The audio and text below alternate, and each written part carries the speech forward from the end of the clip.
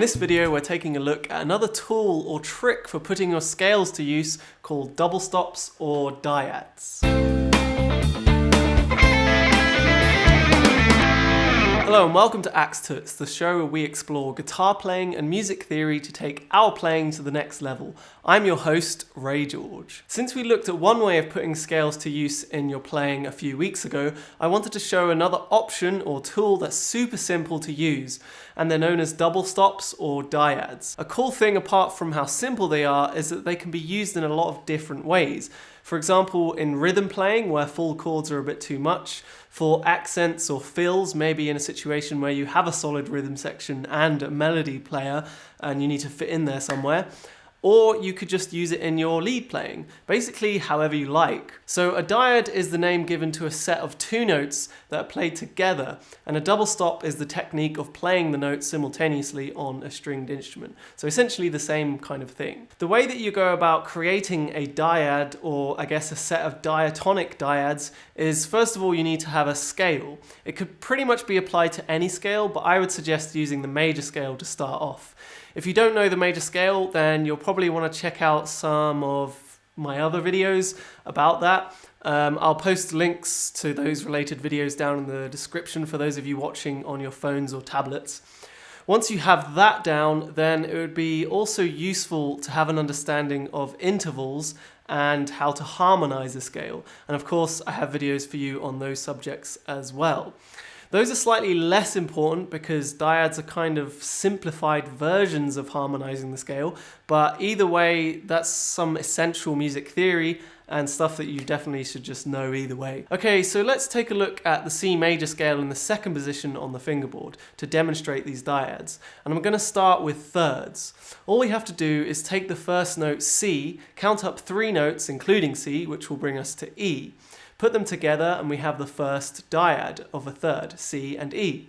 For the second degree, it would be D and F. Again, by counting 3 notes from the second degree D, E, F, put the first and the third note together to get the dyad of a third at the second degree. And carry on doing that for each degree of the scale, and you should end up with something like this.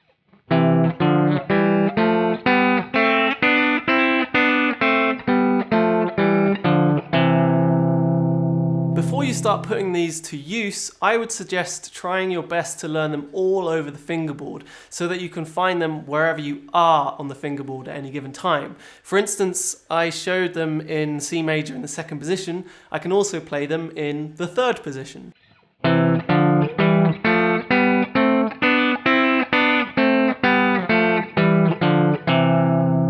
Or the fifth position, or the seventh position, and so on. Every form of the major scale.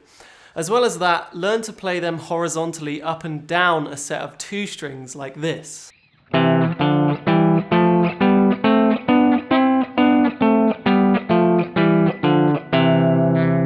As I said, it will just give you the freedom to move around without having to always think about where the notes are that you want to hit. Now we're ready to put them to use in a musical situation. As I already said, they are so versatile, so it's really up to your imagination how you want to use them. But of course you could find some licks and examples of how other guitarists use them for some inspiration. Here's a little example I made over a minor 1-6-3-7 chord progression.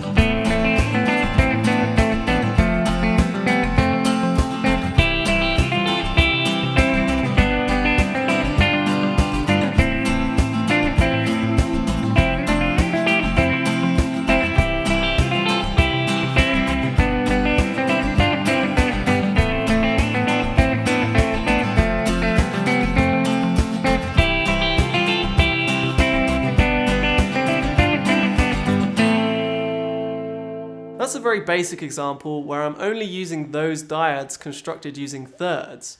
Thirds are not the only type of dyad that you can use though. Basically, you could potentially use any interval, but there are a few that just tend to work, whereas an interval of maybe a second or a seventh are probably going to be a bit more uncommon. Fifths are an interesting one to look at, harmonized out of the major scale using the same method as we used to construct thirds. You would get this.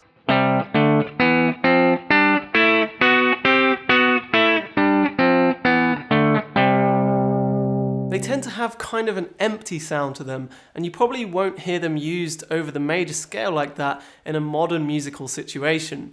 That kind of harmony was used way back for like Gregorian chants and that kind of thing. But if we play them moving the roots over a pentatonic scale, you get a much more familiar sound.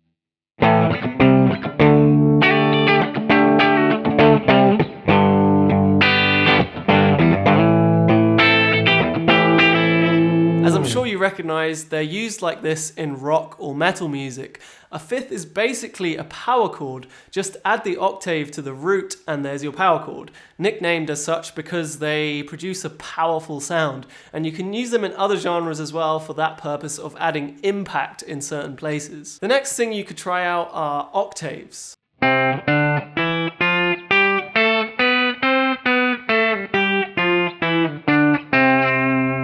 Some people might not consider these to be dyads since they aren't two different notes, they're simply the same note played an octave higher, but I'd say they definitely come under the term of a double stop. They're really great for adding a bit of extra depth to a melody or lead line. And the last one I wanted to mention are sixths. If we again use the C major scale, all you have to do is count up 6 notes from and including the note that you're on. Take the note you counted from and the note you counted to and stack them on top of each other. So going from C, that would be C, D, E, F, G, A. So we stack C and A on top of each other, and that gives you a sixth built on the first degree of C major. From the second degree D, again count up 6 notes with D being 1, then E, F, G, A and B. So D and B would be our sixth on the second degree, and so on, just like we did with the thirds. And you should end up with something that sounds a bit like this.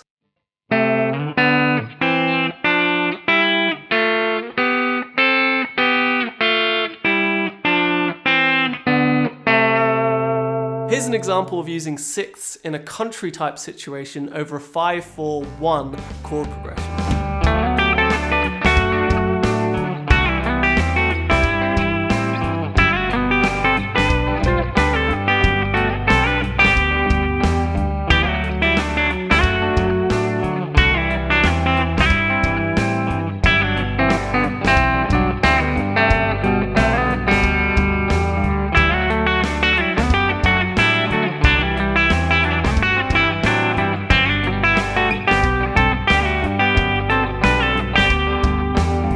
Again, in that example, I'm using sixths exclusively, which is perfectly fine if that's what you want for whatever musical context you're using them in.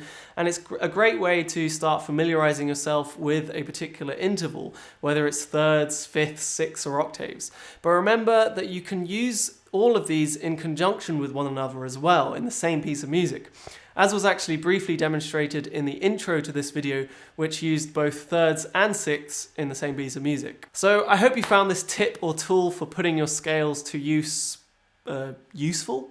If you did, then let me know by hitting that like button. If you're unsure about anything I covered here, please ask questions down in the comments section, as well as any other suggestions, comments, or requests that you might have.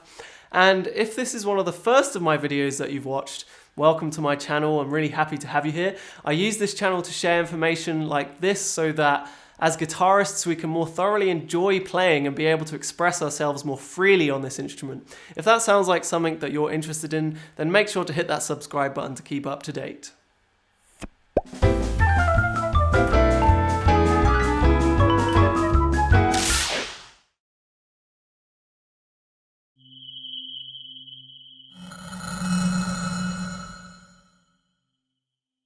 Which is perfectly. The next thing that you could try